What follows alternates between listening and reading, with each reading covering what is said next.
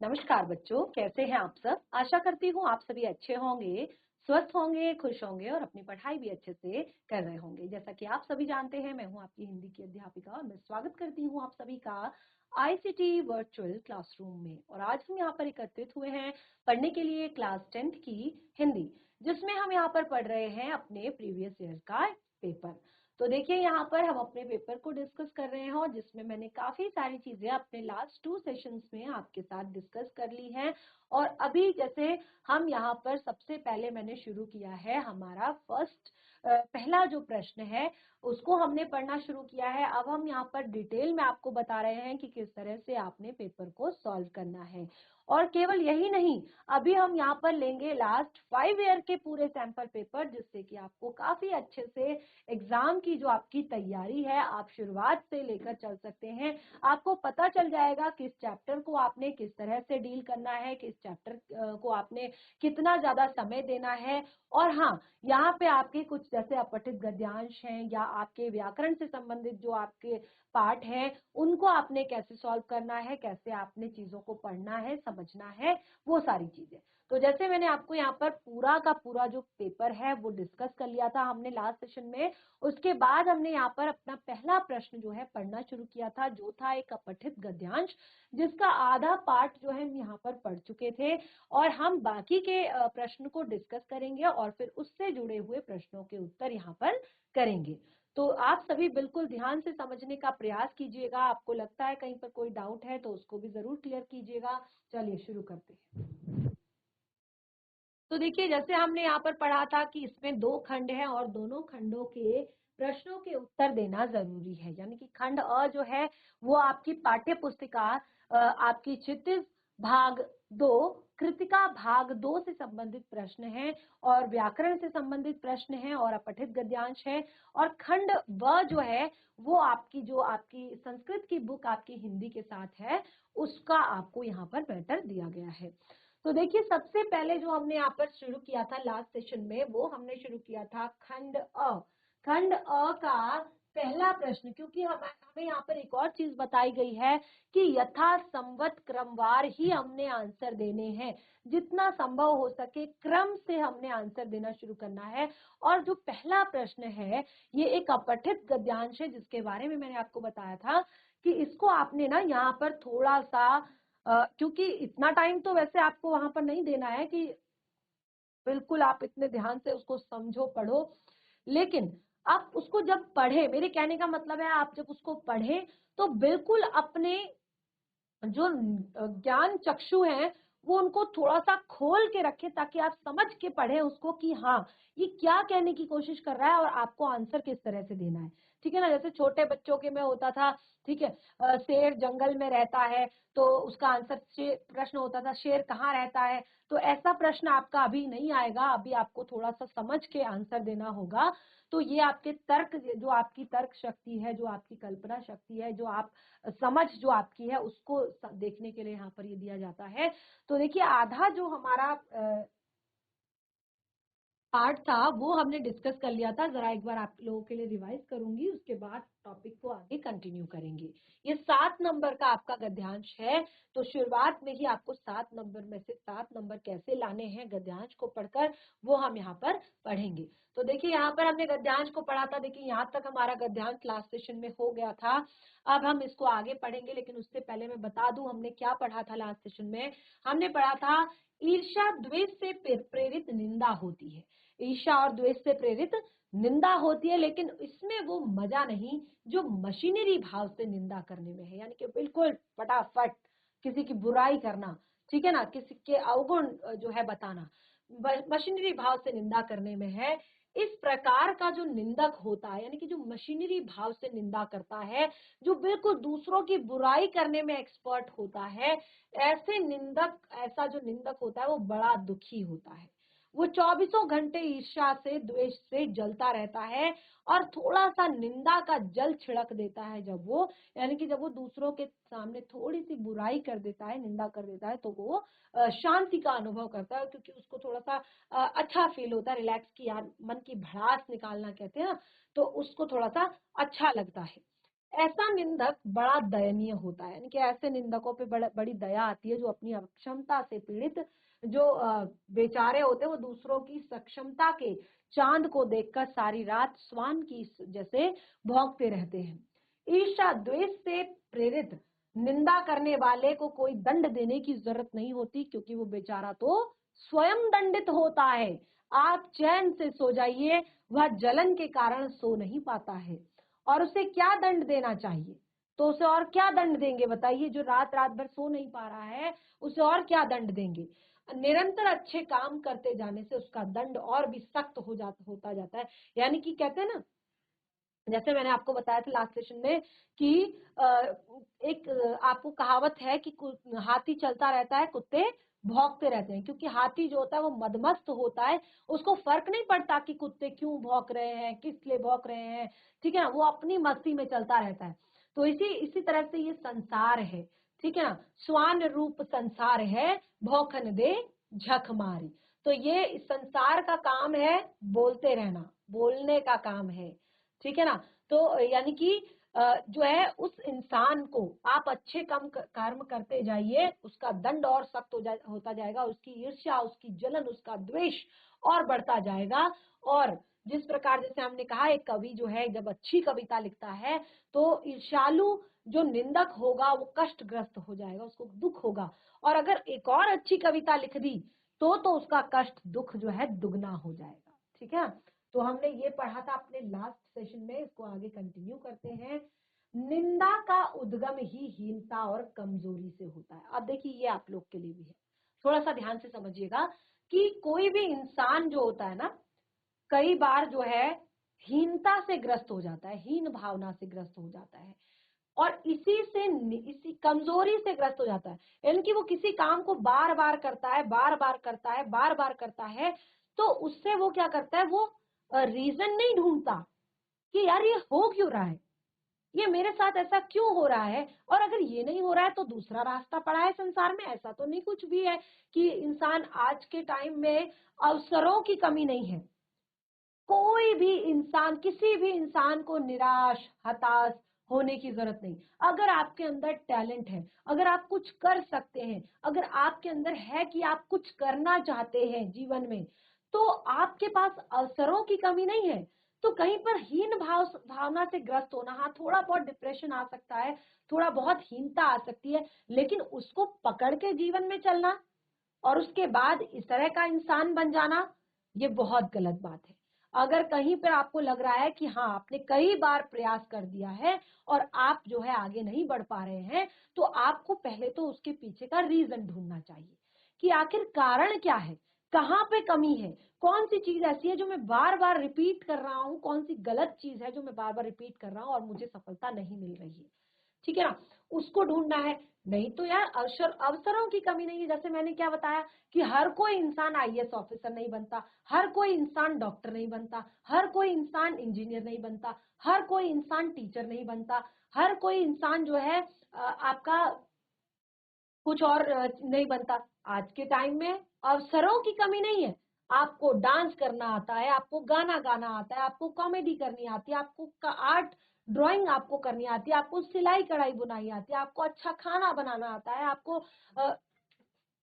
आपको जो है अच्छे वक्ता आप हैं, अच्छे श्रोता आप हैं, आप जो है एक तरह से कुछ भी, आप किसी वाद्य यंत्र को अच्छे से बजा लेते हैं, आप कुछ अच्छा जो है करतब करके दिखा सकते हैं।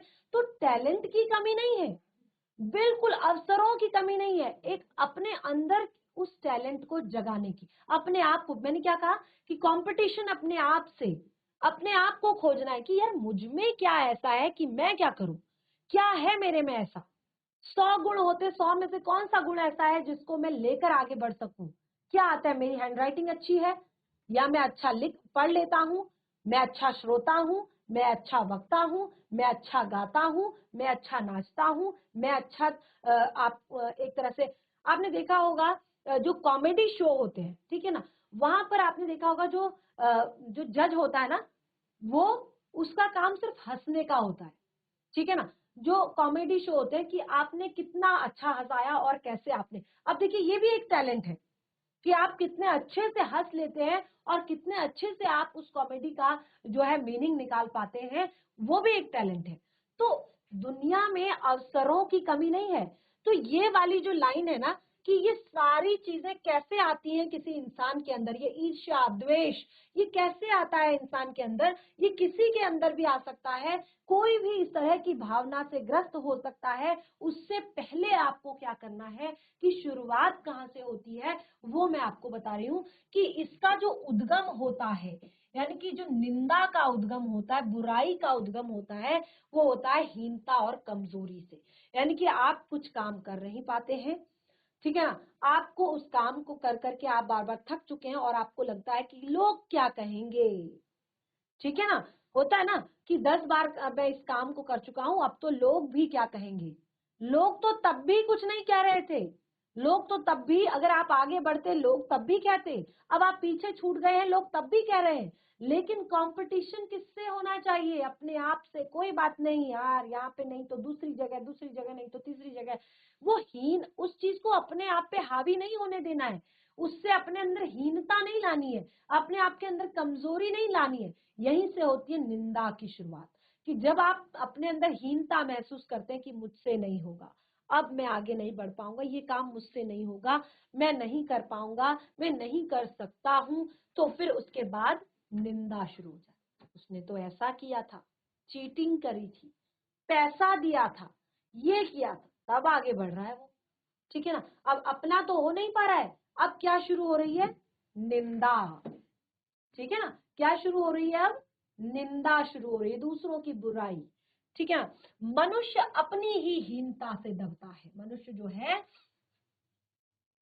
अपनी ही हीनता से दबता है, यानी कि अपनी जो उसके अंदर कमियां होती हैं, अपनी जो कमजोरियां होती हैं, अपनी जो हीन भावना उसके अंदर आ जाती है कि मैं ऐसा नहीं कर सकता हूं, मैं ऐसा नहीं कर पाता हूं, तो वो अपनी ही हीनता से दबता चला जाता है। और फिर उसको देखिए, यहां से तो वो कमजोर फील करता है, ठीक है ना। वो जब अपने बारे में सोचता है तो वो कमजोर फील करता है, वो हीन अपने आप को फील करता है। लेकिन जब वो दूसरों की निंदा करने लगता है, ठीक है ना, जब वह दूसरों की बुराई करता है तो उसको लगता है कि वे सब निष्कृष्ट हैं और वह उनसे अच्छा है, ठीक है ना।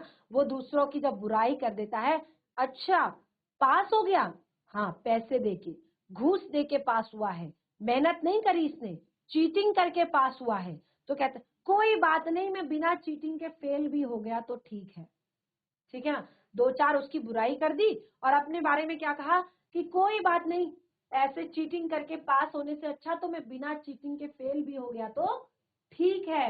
यानी कि वो अपने आप को जो है अच्छा समझने लगता है, उससे अच्छा कहता है अपने आप को, ठीक है ना, कि ऐसा पास होने से अच्छा तो मैं फेल ही ठीक हूं, ऐसा कहने लगता है वो अपने आप को। उसको शांति मिलती है इस चीज से, उसको अच्छा फील होता है। वो ये नहीं देखता कि मेरी कमी कहाँ पर रह गई है, मुझसे मिस्टेक कहाँ पे हुई है, मुझसे गलती कहाँ पे हुई है, मैंने कैसे शुरू करना है, क्या चीज मैंने फॉलो करनी है, क्या चीज मैंने समझनी है, ठीक है ना। उसके अहम को इससे तुष्टि होती है, इससे उसके अहंकार को तुष्टि मिलती है, उसके अहम को, जो उसके अंदर होता है ना, जो एक कहते हैं हमारा अहम, ठीक है ना, उसको तुष्टि मिलती है, थोड़ा सा शांति मिलती है। जो मैं वाली फीलिंग होती है ना, कि उसको थोड़ा सा शांति मिलती है कि चलो ऐसा पास होने से अच्छा तो मैं फेल ठीक हूँ, ठीक है ना। बड़ी लकीर को कुछ मिटाकर छोटी लकीर बनती है, जो जो कर्म क्षीण होता जाता है त्यों त्यों निंदा की प्रवृत्ति बढ़ जाती है। कठिन कर्म ही ईर्ष्या, द्वेष और इससे उत्पन्न निंदा को मारता है। अब देखिए क्या बताया मैंने आपको, बड़ी लकीर को कुछ कुछ मिटाकर छोटी लकीर बनती है, और ज्यो ज्यो कर्म क्षीण होता जाता है त्यों त्यों त्यों निंदा की प्रवृत्ति बढ़ती जाती है। आपने देखा होगा कि हम कहते हैं ना, एक लाइन खींच देते हैं और हम कहते हैं चलिए इस लाइन को बिना मिटाए इसको छोटी करके दिखाओ। आपने देखा होगा, कई बार हमने इस चीज को सुना है, कई बार हमने इस चीज को देखा भी है कि एक लाइन मैंने यहाँ पे खींची है, ठीक है ना। चलिए एक लाइन मैंने यहाँ पर खींची है, और अब आप उसको बिना मिटाए, ठीक है, यहाँ पर बिना मिटाए एक तरह से छोटी करके दिखाओ। तो हम क्या करते हैं, उससे बड़ी लाइन खींच देते हैं, तो ये अपने आप छोटी हो जाती है, ठीक है ना। अगर हम किसी बड़ी लाइन को ही कुछ मिटाकर, ठीक है ना, अब हम थोड़ा थोड़ा उसको मिटाकर जो है छोटा करेंगे, तो क्या होगा, धीरे धीरे जो कर्म है वो खत्म हो जाएगा, ठीक है ना। ये हमारे कर्म की लाइन है, और अगर हम इसको थोड़ा थोड़ा थोड़ा मिटाएंगे मिटाएंगे मिटाएंगे, कम करेंगे कम करेंगे कम करेंगे कम करेंगे, तो एक टाइम ऐसा आएगा कि ये लाइन जो है पूरी तरह से क्या हो जाएगी, खत्म हो जाएगी। यानी कि जो कर्म जो जो क्षीण होता रहता है, हमारा कर्म जो है, जैसे जैसे हम कर्म, सबसे बड़ी चीज है कर्म, ठीक है ना। अगर आप कर्म करते हैं, आपने सुना होगा कि इंसान को अपना कर्म करना चाहिए, उसको फल की चिंता नहीं करनी चाहिए, ठीक है ना। हम सोचते हैं इससे क्या होगा, इससे क्या होगा, इससे क्या होगा, ठीक है, ऐसा नहीं होता। अगर आपने अपना कर्म पूरा किया है, आपने 100% अगर अपना कहीं पर दिया है, तो उसका आपको फल जरूर मिलेगा, ठीक है ना। उसका फल आपको जरूर मिलेगा, भले ही उस काम में ना मिले, दूसरे काम में मिलेगा। आपको अपने काम का, अपनी मेहनत का, जो 100% आपने मेहनत की है उसका फल जरूर मिलेगा, लेकिन आप कर्म को क्षीण करते जाएंगे। आप मेहनत करेंगे 50% और आप चाहेंगे कि आपके आ जाए 80%, क्या ये पॉसिबल है? अगर आप मेहनत करेंगे 100%, तो आपके कहीं जाकर आएंगे 90%, और अगर आप मेहनत करेंगे 50% और आप चाहेंगे कि आपके 80% आ जाएं, तो क्या ये पॉसिबल है? नहीं पॉसिबल है। आपने पढ़ा ही 50% है, आप लिख कैसे, आप नंबर कैसे 80% लाएंगे, ठीक है ना।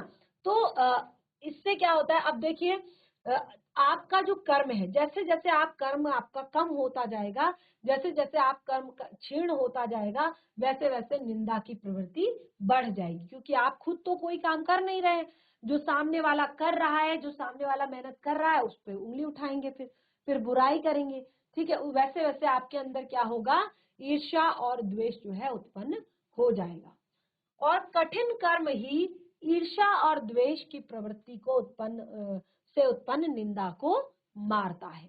अगर आप कठिन मेहनत करेंगे, अगर आप मेहनत कर रहे हैं, आपको बिल्कुल फुर्सत नहीं है मेहनत करने से, आप लगे हुए हैं कि कैसे मैं ठीक करूं, कैसे मैं आगे बढ़ूं जीवन में, कैसे मैं अपने लेवल को ठीक करूं, स्टेटस को ठीक करूं, कैसे मैं अपनी मेहनत से अपने मुकाम को प्राप्त करूं, तो फिर क्या होता है, ऐसे ऐसे आपकी निंदा जो है, वो निंदा अगर जो आप दूसरों की करते हैं वो खत्म हो जाती है। इंद्र को बड़ा दया ईर्ष्यालु माना जाता है, जो इंद्रदेव होते हैं ना, उनको बड़ा ही ईर्ष्यालु माना जाता है, बहुत ज्यादा जलन वाला इंसान माना जाता है। क्यों माना जाता है? क्योंकि वो निठल्ला है। निठल्ला यानी कि कुछ काम नहीं करते हैं, ठीक है ना। अब जैसे क्या, क्यों? क्योंकि इंद्र क्या है, देवताओं के राजा हैं। अब देखा होगा आपने कि बहुत सारे जो सीरियल होते हैं, बहुत सारे जो धारावाहिक होते हैं, जो अध्यात्म से जुड़े हुए, तो वहां पर हमेशा इंद्र देवता को इसी तरह से दिखाया जाता है कि वो काफी ईर्ष्या कर रहे हैं, उनके मन में काफी ईर्ष्या है। क्यों?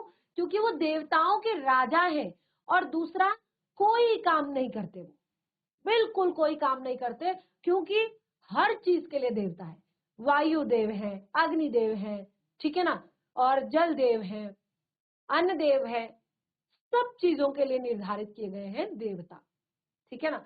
पवन देव जैसे मैंने आपको बताया, अग्नि देव, ठीक है, और अन्न के लिए अन्नपूर्णा माता है, धन के लिए लक्ष्मी माता है, ठीक है, सुख समृद्धि के लिए हमारे पास गणेश जी हैं, और जो विश्व का पालन करने वाले हैं वो हमारे भगवान हैं, जो विश्व का हरण करने वाले हैं वो हमारे शिव हैं। तो हर एक को उनके काम मिले हुए हैं, सबको उनके काम मिले हुए हैं। सब जो है, जितने भी हमारे हम अपने, जैसे कहते हैं ना, ईश्वर एक है, लेकिन वो अनेक रूपों में हमारा क्या करते हैं, पालन पोषण करते हैं, हमें अनेक रूपों में वो हमें समेटे हुए। हम धरती को भी माता कहते हैं, ठीक है ना, हम वायु पवन को भी हम भगवान कहते हैं, जल को भी हम देवता मानते हैं, उसको हाथ में लेकर हम संकल्प करते हैं, अपने पहाड़ों को, अपने पर्वतों को, अपने पेड़ पौधों को, हर चीज में हम ईश्वर का वास मानते हैं। तो इंद्र जो होते हैं उन्हें देवताओं का राजा कहा जाता है। वो एक तरह से बिल्कुल निठल्ले होते हैं, वो कुछ काम नहीं करते। देवताओं को बिना उगाया अन्न, बे बनाया महल, बिन बोए फल मिलते हैं। अब देखिए, उनको कोई मेहनत नहीं करनी पड़ती, उनको बिना उगाए अन्न मिल जाता है, उनको बिना बनाए महल मिल जाता है, उनको बिना बोए फल मिल जाते हैं, ठीक है ना। अकर्मण्यता में उन्हें अप्रतिष्ठित होने का भय बना रहता है, क्योंकि कर्म नहीं करते हैं ना। जो इंसान कर्म करेगा, जो मेहनत करेगा, उसको किसी प्रकार का भय नहीं होगा, क्योंकि वो मेहनती है, आज यहाँ नहीं तो कल वहां। जो इंसान मेहनती है उसको कुछ डर नहीं होता, वो कहता है कोई बात नहीं, यहाँ नहीं तो वहां से मिलेगा मुझे काम, मैं काम करूंगा क्योंकि मैं मेहनती हूँ, मैं मेहनत करता हूँ, मैंने मेहनत के बल पर ये सब चीजें पाई हैं। लेकिन अकर्मण्यता में उन्हें अप्रतिष्ठित होने का भय बना रहता है, क्योंकि कर्म तो कुछ करते नहीं है, काम तो कुछ करते नहीं है। और किसी भी टाइम जो है, आपने देखा होगा कई बार जो है राक्षसों ने भी उन्हें देवलोक से हटाकर स्वयं राजा बन गए थे, ठीक है ना। जैसे महिषासुर या जो शुंभ निशुंभ है, ठीक है, इन्होंने भी इंद्रलोक को जीत लिया था। तो बहुत सारे ऐसे राक्षस हैं जिन्होंने कई बार इंद्रलोक को जीता और इंद्र को देवताओं के राजा के शासन हटा दिया, ठीक है ना। तो इसीलिए कर्मी मनुष्यों से उन्हें ईर्ष्या होती है। जो बिना काम का इंसान होता है ना, जो कुछ काम नहीं करता, उसको काम करने वाले से ईर्ष्या होती है, मेहनत करने वाले से ईर्ष्या होती है। ईर्ष्या हमेशा वो करेगा जो निठल्ला होगा, यानी कि जिसको काम करने से कोई मतलब नहीं होगा, क्योंकि उसका सारा टाइम तो दूसरों के बारे में सोचने में चला जाता है, ठीक है ना। वो सोचता है कि मैं कैसे इसको नीचे गिराऊं, कैसे इसकी बुराइयां सामने लाऊं, कैसे इसकी निंदा करूं, कैसे इसको नीचा दिखाऊं लोगों के सामने, कैसे इसकी कमियां मैं सामने लेकर आऊं। उसका सारा टाइम इसी में लग जाता है। अब मैंने क्या प्लानिंग करनी है इसके लिए, आगे मैंने इसको कैसे प्लान करना है, आगे मैंने क्या इसके लिए करना है, उसका सारा टाइम इसमें चला जाता है। और उसको क्या होता है, अंदर से भय होता है, क्योंकि उसका काम तो सिर्फ ये है, रियल वाला काम तो वो ये नहीं देखता कि मैं कैसे मेहनत करके अपने आप को जो है आगे लेकर जाऊं। क्योंकि अगर देखिए, जो मेहनती होगा, जैसे मैंने कहा, जो मेहनती होगा, जो कर्मठ होगा, उसको फर्क नहीं पड़ेगा कि मेरा क्या पोजीशन है, मैं क्या काम कर रहा हूं, क्योंकि उसको पता है कि वो नेक्स्ट जगह जाके फिर से मेहनत कर सकता है। लेकिन जो काम नहीं करेगा उसको डर होगा, यार कभी भी मुझे मेरी पोजीशन से हटाया जा सकता है, कभी भी मुझे चेंज किया जा सकता है, कभी भी मुझे यहाँ से हटाया जा सकता है, कुछ भी किया जा सकता है। तो अब मैं अपना दबदबा जो है इन लोगों पर बनाता हूँ, इन दूसरे लोगों पर अपना दबदबा बनाता हूँ, और इस तरह से जो मेरा शासन है वो पक्का हो जाएगा, ये सब मुझसे डरेंगे, ये सब मेरा फेवर करेंगे, ठीक है। तो ऐसे लोगों को, कर्मी मनुष्यों से, जो काम करने वाले लोग होते हैं, उनसे बहुत ईर्ष्या होती है। और अकर्मण्यता, निंदा कुछ लोगों की पूंजी होती है, और बड़ा लंबा चौड़ा व्यापार फैलाते हैं वे इस पूंजी से। जो निंदा होती है वो कुछ लोगों की जो है पूंजी होती है, वही चीज उनके पास होती है। वो बस दूसरों की बुराई करना, दूसरों के बारे में गलत विचार करना, दूसरों को कैसे पीछे खींचा जाए, कैसे आगे बढ़ने से रोका जाए, कैसे उनको खुश रहने से रोका जाए, कैसे उनको एक तरह से कि किसी भी तरह से उनको किसी भी हालत में खुश ना होने दिया जाए। तो ऐसे जो है, ये उनकी पूंजी होती है। कई लोगों की प्रतिष्ठा ही दूसरों को कलंक कथाओं के परायण पर आधारित होती है। यानी कि कई लोगों की प्रतिष्ठा दूसरे की कलंक कथाओं, ध्यान से सोचिए, समझिएगा, कुछ लोगों की प्रतिष्ठा तो दूसरों की कलंक कथाओं पर परायण पर आधारित होती है। पारायण यानी कि कुछ लोग जो होते हैं ना, उनका काम सिर्फ और सिर्फ चुगली करना, बुराई करना, यानी कि उनकी जो प्रतिष्ठा है ना अपनी, वो जो अपने आप को जो वो देखते हैं, वो केवल और केवल इसीलिए उस वहां पर उस जगह पर है कि वो दूसरों की बुराई करके, दूसरों की कमियां गिनवा करके, दूसरों की गलतियां गिनवा करके, दूसरों की एक तरह से उनके काम में कमी निकाल के उस जगह पे वो प्रतिष्ठित हुए रहते हैं। क्योंकि अब उनका काम बन चुका होता है कि मेरा काम है तुम्हारी कमियां ढूंढना।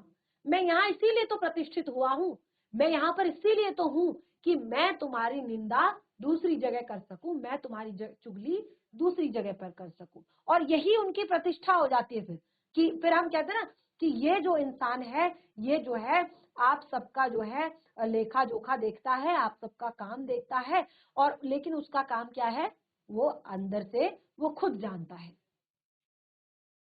बड़े रस विभोर होकर वे जिस तिस की सत्य कल्पित कलंक कथाएं सुनाते हैं, यानी कि बड़े ज्यादा रस विभोर होकर कि इसने ऐसा किया था, इसने ऐसा किया, इसने यहाँ पे मिस्टेक की, इसने यहाँ पे गलती की है, इसको ये सजा मिलनी चाहिए, इसने ये किया, इसने वो किया, बड़े ही रस विभोर होकर, आनंद के साथ, रस विभोर यानी कि आनंद के साथ वो जिस चीज की, यानी कि किसी की भी कल्पित कलंक कथाएं, सत्य यानी कि कुछ सही भी हो सकता है। देखिए ऐसा नहीं है कि हर इंसान हर टाइम 100% जो है ठीक होता है, कहीं पर 10% की गलती भी हो सकती है, कहीं पर 20% की गलती भी हो सकती है।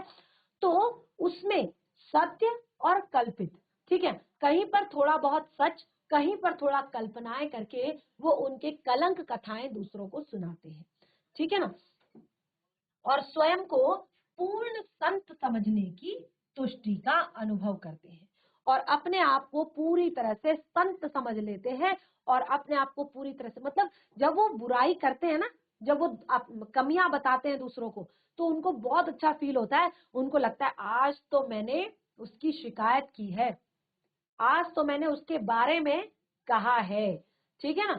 तो वो बहुत ज्यादा अपने आप को उस टाइम पे संत समझने लगते हैं। आज उसके बारे में मैंने यहाँ पर बताया है, उसकी बातें मैंने बताई हैं, उसकी सही गलत जो बातें हैं वो सब मैंने बताई हैं, आज तो मैं संत हूँ, आज तो मैं राजा हूँ, ठीक है। तो ये एक बहुत ही इंटरेस्टिंग सा हमने यहाँ पर जो अपठित गद्यांश है उसको पढ़ा, और मैं आशा करती हूँ कि इसको आप पर्सनली भी ले सकते हैं। मैं आपको यहाँ पर बता रही हूँ कि केवल पढ़ने के लिए नहीं, जितने डिटेल में मैंने आपको बताया है आप इसको पर्सनली समझें, ठीक है ना, ये अपने जीवन में उतारें कि हमें कभी भी किसी की बुराई नहीं करनी चाहिए, किसी के लिए किसी अपने मन में ईर्ष्या का भाव, द्वेष का भाव, अहं का भाव कभी नहीं लेकर आना चाहिए, क्योंकि जिसके लिए आप कर रहे हैं ना उसको कोई फर्क नहीं पड़ता, उसको कोई भी फर्क नहीं पड़ता आपकी इन सब चीजों से। ये आपके लिए बहुत गलत चीज है, ये आपको अंदर ही अंदर जो है एक तरह से खत्म कर देती है, आपके सोचने समझने की शक्ति खत्म कर देती है, आपको जो है फिर हमेशा बुराई ही बुराई नजर आती है, गलत ही गलत नजर आता है, और आपकी सोच फिर उसी तरह की हो जाती है। और अगर आपकी निंदा कोई कर भी रहा है, दो चीजें, एक तो आपने खुद ऐसा नहीं बनना है, और दूसरा अगर आपको लगता है कि ये इंसान आपसे बहुत जलता है, ये इंसान आपसे बहुत चिढ़ता है, ये इंसान आपसे बहुत द्वेष रखता है, ये इंसान आपकी बुराइयां दूसरों से करता है, ये इंसान आपकी बुराइयां करके, आपकी गलतियां बता करके बहुत प्राउड फील करता है, बहुत खुश होता है, तो ऐसे इंसान को आपने सजा देनी नहीं है। सोचिए वो कितना ज्यादा हीन भावना से घिरा हुआ है जो आपकी बुराइयां कर रहा है, जो आपकी कमियां निकाल रहा है, उसके अंदर कितनी हीन भावना है, क्योंकि वो खुद कुछ नहीं कर सकता, इसलिए वो सिर्फ बुराई कर रहा है, ठीक है ना। तो उसको दंड देने की जरूरत नहीं है, उससे जाकर लड़ने झगड़ने की जरूरत नहीं है, अपने आप को और निखारना है ताकि उसको और कष्ट हो, क्योंकि उसका कष्ट यही है, उसका दंड यही है। उसको आपने गालियां नहीं देनी है, जाके आपने उसको मारना नहीं है, तूने मेरे बारे में ऐसा क्यों कहा, आपने उसको और जलाना है, और कष्ट देना है, आपने और दंड देना है। कैसे? अपने आप को निखार के, अपने आप को अच्छा बना के, ठीक है ना। तो ये बहुत ही इंटरेस्टिंग सा हमने यहाँ पर एक गद्यांश पढ़ा, और जैसे मैंने कहा इसको आप पर्सनली भी लेंगे, यानी कि आप इसको समझेंगे, अपने जीवन में उतारेंगे कि किस तरह से हमें लोगों के साथ किस तरह का व्यवहार रखना चाहिए, कहाँ पर आपने ईर्ष्या भाव नहीं करना चाहिए, निंदा नहीं करनी चाहिए कभी किसी की, ठीक है ना। तो ये बहुत ही इंटरेस्टिंग सा टॉपिक। अब इसके 5 प्रश्न यहाँ पर दिए गए हैं, पांचों को हम पढ़ेंगे, समझेंगे और फिर उसका आंसर हम यहाँ पर देंगे। थोड़ा सा यहाँ पर हमारा और शेष है, जैसे हमने कहा कि वो अपने आप को संत समझने की तुष्टि करते हैं। कभी कभी ऐसा भी होता है कि हमें जो करने की क्षमता नहीं होती, यदि उसे कोई और करता है तो हमारे पिलपिले अहम को धक्का लग जाता है। देखिए अक्सर ऐसा होता है ना कि कई बार कोई ऐसा काम जो है जो हमसे नहीं हो पाता, ठीक है ना, हम चाहते हैं कि हम करें लेकिन वो हमसे नहीं हो पाता, और उसी काम को अगर कोई दूसरा कर दे तो फिर जो है हमारा जो अहम पिलपिला अहम जो हमारे अंदर है ना, पिलपिला यानी कि थोड़ा सा हाथ लगने से ही दब जाने वाला, मुड़ जाने वाला, धक्का लग जाने वाला जो अहम है, इसको धक्का लग जाता है और इसमें हीनता और ग्लानि आ जाती है। तब हमें उसकी निंदा करके उससे अपने को अच्छा समझकर तुष्ट होते हैं, फिर हम उसकी बुराई करते हैं और फिर अपने आप को अच्छा बताकर संतुष्ट हो जाते हैं, ठीक है ना। तो चलिए पहला प्रश्न, और अब मैंने जितने डिटेल में आपको ये बताया है, जितने डिटेल में हमने ये पढ़ा है, तो मैं आशा करती हूँ कि आपको यहाँ पर कोई भी डाउट नहीं होगा, कोई भी दिक्कत नहीं होगी किसी भी प्रश्न को सॉल्व करने में, ठीक है ना। तो पहला प्रश्न है, ईर्ष्या और द्वेष से पीड़ित, द्वेष से प्रेरित निंदक को कोई दंड देने की आवश्यकता क्यों नहीं होती? लिख लेंगे। आसान सा प्रश्न है कि जो ईर्ष्या और द्वेष से पीड़ित निंदक होता है उसको दंड देने की आवश्यकता क्यों नहीं होती? देखिए क्योंकि यही तो उसका दंड है। वो रात रात भर बेचारा सो नहीं पाता है, आपके लिए सोचता रहता है, हमेशा सोचता रहता है कैसे बुराई करूं, कैसे बुराई करूं, कैसे क्या करूं। इतनी ज्यादा उसको जलन होती है अंदर कि वो 2-4 आपकी निंदा करता है, तब उसमें ऐसा लगता है जल के छींटे डाल दिए होंगे, तब उसके कलेजे को जो है ठंडक मिलती है, ठीक है ना। तो जैसे कहते हैं ना, 2-4 बातें सुना दी मैंने, अब तो मेरे कलेजे को ठंडक पड़ गई, ऐसे नहीं। ये चीज उसको करने दीजिए जो करता है, उसको आपको कोई दंड देने की आवश्यकता नहीं, क्योंकि यही उसका दंड है। सबसे बड़ा दंड उसको स्वयं मिल रहा है कि वो रात रात भर सो नहीं पा रहा है, वो बिल्कुल सोचने में लगा हुआ है, ठीक है ना। तो ये चीज आप समझिए। उसके बाद देखिए, मनुष्य निंदा क्यों करता है? जाहिर सी बात है, हमने क्या बताया, मनुष्य निंदा क्यों करता है? मनुष्य निंदा जो है तब करता है जब वो किसी काम को कर नहीं पाता, ठीक है ना, और वो एक तरह से हीन भावना से ग्रस्त हो जाता है, कमजोरी से ग्रस्त हो जाता है, यानी कि वो उस काम, उसको पता है कि मैं इस काम को नहीं कर पाऊंगा, तो वो हीनता से ग्रस्त हो जाता है, कमजोरी से ग्रस्त हो जाता है। तो फिर वो क्या करने लगता है? निंदा करने लगता है, दूसरों जो काम, जो मनुष्य उस काम को कर रहा है उसकी वो निंदा करने लगता है, ठीक है ना। अब देखिए ये चीज भी देख के जरा सा कीजिएगा, यहाँ पे जैसे ये 1 नंबर का है तो इसमें इस तरह का आंसर लिखिएगा, और जैसे ये 2 नंबर का है तो थोड़ा सा यहाँ पे एक्सप्लेन करके आंसर लिखिएगा, ठीक है। उसके बाद ईर्ष्या और द्वेष से बचने के क्या उपाय हैं, बहुत ही डिटेल में मैंने आपको समझाया है। अच्छा चलिए, देवताओं को किससे ईर्ष्या होती है? ठीक है, ये भी आप पढ़िएगा, देवताओं को किससे ईर्ष्या होती है। ईर्ष्या द्वेष से बचने के क्या उपाय हैं? तो यहाँ पर जैसे मैंने बताया, ईर्ष्या और द्वेष से बचने के उपाय जो है वो है अपना कर्म। आप अपने आप को और चमकाइए और निखारिए, कर्म कीजिए, अच्छा काम कीजिए, दूसरों के बारे में बिल्कुल मत सोचिए। किसी भी चीज में जहां पर आप रह गए हैं वहां पर आप 10 बार सोचिए कि मुझसे कहाँ मिस्टेक हो गई, कहाँ गलती हो गई, ठीक है ना। इस तरह से आप ईर्ष्या और द्वेष से बच सकते हैं, यानी कि अपने आप से कंपटीशन कीजिए, अपनी कमियां ढूंढिए, अपनी गलतियां सुधारिए, अपने आप को हीन भावना से ग्रस्त मत होने दीजिए। अवसरों की कमी नहीं है, एक नहीं तो दूसरा अवसर देखिए, लेकिन इस तरह की चीजें मत कीजिए, तभी आप ईर्ष्या से बच सकते हैं। अब देखिए ये जो प्रश्न है मैंने आप लोग को बताया था, जरूर जरूर आता है हमेशा। उपर्युक्त गद्यांश का उपयुक्त उत्तर दीजिए। उपर्युक्त गद्यांश का उपयुक्त शीर्षक दीजिए। एक आपने सूटेबल शीर्षक यहाँ पर देना है। तो ये मैं देती हूँ आपको होमवर्क, आप इसको घर पर रिवाइज कीजिए और उसके बाद इसको प्रयास कीजिए कि किस तरह से इसका हो सकता है शीर्षक।